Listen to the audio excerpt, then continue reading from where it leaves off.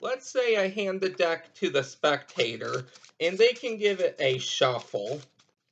After they're done shuffling the deck, they can hand it back to me, and I would show the spectator that each and every card here is different, and they could have really shuffled this any way they wanted. So, all I'm going to do here is get the spectator to call out stop as I riffle down the deck. So let's say they call out stop here.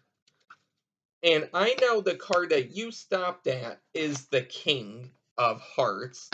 And this card is the King of Hearts. That is what we're going to be learning today. If you would like to learn how to do this, stay tuned for the tutorial. So, this is actually a force I taught a little in the last video. I said that I would teach in the next video. Well, this is that next video. So this is how to do the riffle force. So there's a few ways you can actually do the riffle force. You can do it the way I did it in the performance. That's what it's called, which is a little more advanced, or you can have a setup beforehand. So first I'm going to teach you the easy way, and then I'm going to teach you what I did. So let's say, in this case, we have the ace of diamonds already on top of the deck. Move this other card out of the way so you don't get confused.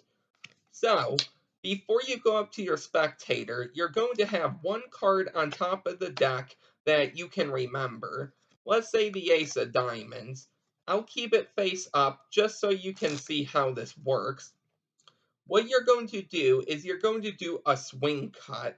Now, if you don't know how to do a swing cut, I will link a video down below. I'm not going to teach it in this video. So you're going to do the swing cut, and when you do it, you can really do it half a deck, or I would say a little less than half. You could probably have a little more than half, but I'd like to have a lot of cards on top for them to call out stop at, and you'll see what I mean. So let's say we do less than half. When you swing cut it over, you're going to put your pinky in there, and now you're going to keep swing cutting. It doesn't matter how big the halves are or how small, because they're all going to go on top of your break. And if you lift up at this break, this is going to be where the ace of diamonds is. So, what you're going to do is you're going to come over with your middle ring and pinky, and you're going to have it on the front of the deck just to cover up this little gap here. And this little gap is just the separation of the deck. So you have your three fingers there. I'll tilt down a little, okay? Be careful with your angles. And I have my thumb at the back, at the top half, ready to lift up. So now all I'm going to do is riffle my thumb down, and they're going to call out stop. Now it doesn't really matter where they call out stop at, because you're going to lift up at your break. So here's what you're going to do. You're going to riffle down, and let's say they call out stop here. They can go a few more, it doesn't matter. Let's say there. Once they say they're good, I say, okay, you want me to stop here.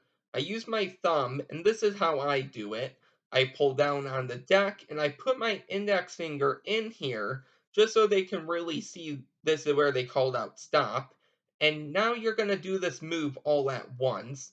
You're going to take your four fingers, cover up the break, and your thumb's going to come to the back of the break for the top half, and all at once, you're going to let go with your thumb, and you're going to lift up at that break. And when you move this bottom half, or this top half to the bottom, it really looks like you cut where they called out stop. Okay, so let's say we have a break, and let's say they call out stop here. I pull down and I say, are you sure? And all at once, I cover the break, I let go with my thumb, and I lift up right at that top break. Gonna see if I can get this for your angle a little. I don't know if I can do this. But right here, they call out stop. I cover the brake, and I'm just going to lift up on that top half all at once. So, right, move the camera maybe over a little. So they call out stop here. I say, are you sure? And I'm going to come over, let go of that brake, and then I can lift up everything and move that half to the bottom. And that is really the riffle force, though it's not a really hard move. But you do want to make sure that the spectator doesn't see that you're not lifting up where they called out stop at. So one more time, I'll go over that. Let's say you have your brake, and this is why I have a big packet on top, just in case they're a spectator that likes to change their mind. So one more time, here it is, and then I'll give you another performance, and then I'll give you the advanced way. So they call out stop right here, and this part is optional. I just like to do it. I say, are you sure? They say yes. I come over, and when my fingers are covering this, I like to curl them over a little, just so my thumb can come in the back, and then I can lift up, move that bottom half to the, or that top half to the bottom, therefore getting the ace on top. Here's what that might look like in real time. And also keep in mind, you can do any false shuffles and cuts you would like. And I will also leave some down below, a link that you can use if you would like. So let's say we give the deck a shuffle, and we explain to the spectator that we're going to riffle down and they call out stop. So let's say they call out stop here. I say, are you sure? They say no. Say, okay, stop. Are you sure? Yes. Now keep in mind, you could have called out stop anywhere, but you called out stop on the ace of diamonds. And that is the ace of diamonds. So that is the easy way to do this. You already know the card on top. Here is what I did in the performance. Now, it's not really too advanced. You just need to know one move. And I will link that move down below in the description. But essentially, you're just doing the call, okay?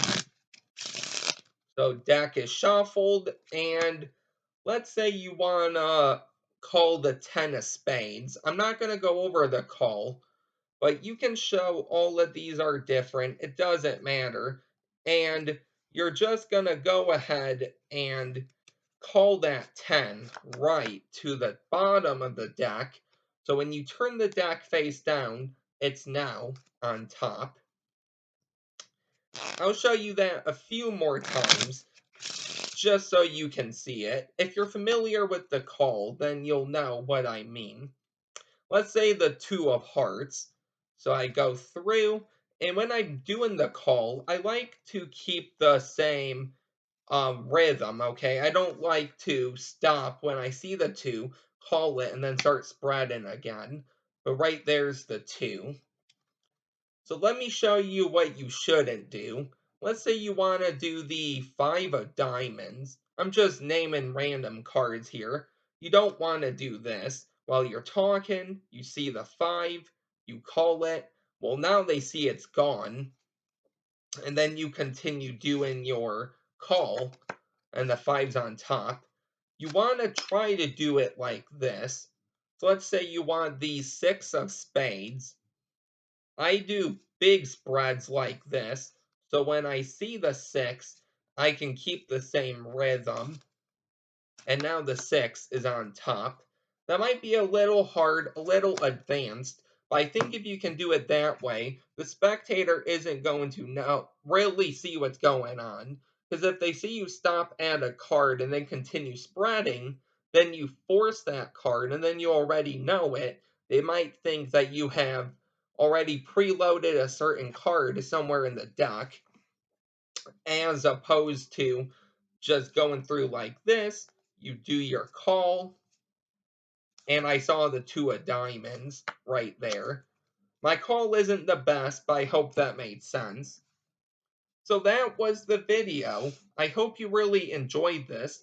Let me know if you have any comments, questions, or really anything, requests or anything. If you're new here, don't forget to like, comment, and subscribe, and I will see you next time with a new video. Bye.